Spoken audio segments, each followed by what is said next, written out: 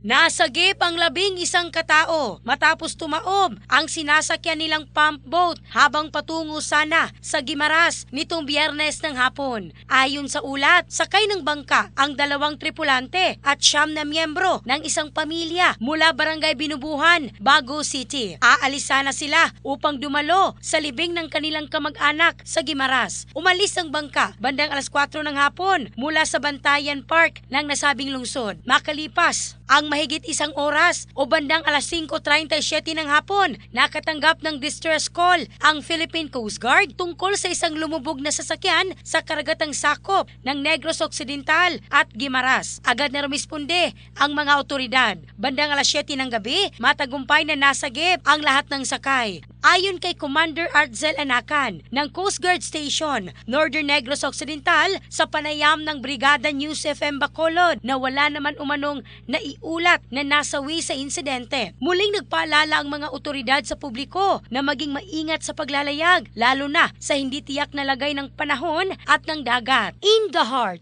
of changing lives. Ako, si Michelle Craste ng Brigada News Philippines, the Music and News Authority.